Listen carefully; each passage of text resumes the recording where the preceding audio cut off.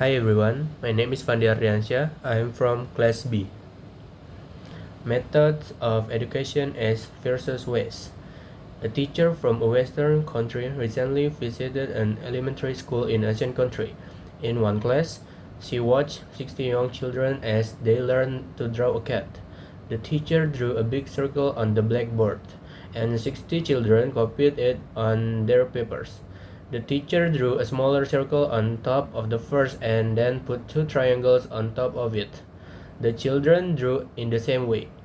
The lesson continued until there were 61 identical cats in the classroom.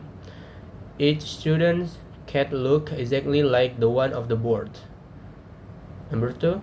The teacher watched the lesson and was surprised. The teaching methods were very much different from the way of teaching in her own country.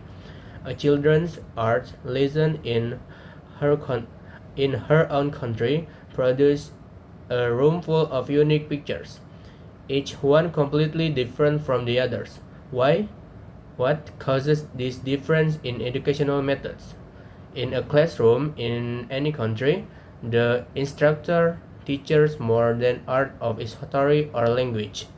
He or she also teaches culture, the ideas and beliefs of that society.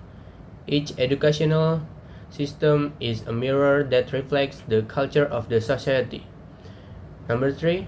In a society such as the United States or Canada, which has many national, religious, and cultural differences, people highly value individualism.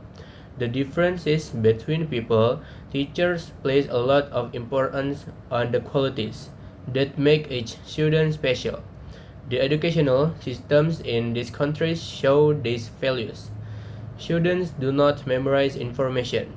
Instead, they work individually and find answers themselves. There is often discussion in the classroom. At an early age, students learn to form their own ideas and opinions. Number 4. In most Asian societies, by contrast, the people have the same language, history, and culture. Perhaps for this reason, the educational system in much of the Orient reflects society's belief in group goals and purposes rather than individualism. Children in China, Japan, and Korea often work together and help each other on assignments. In the classroom, the teaching methods are often very formal.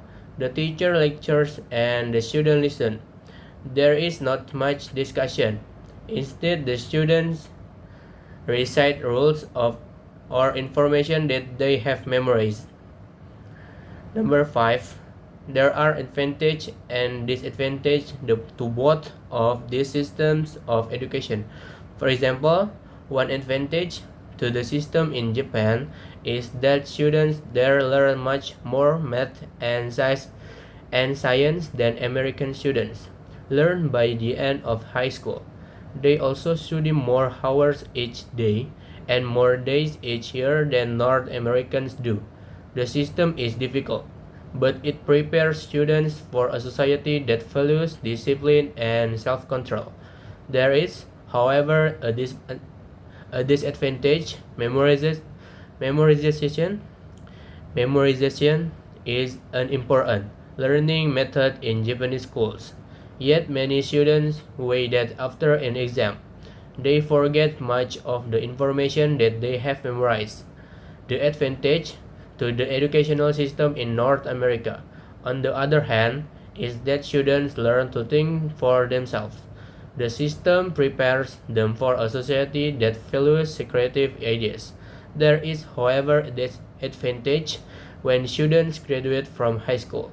They haven't memorized as many basic rules and facts as students in other countries have.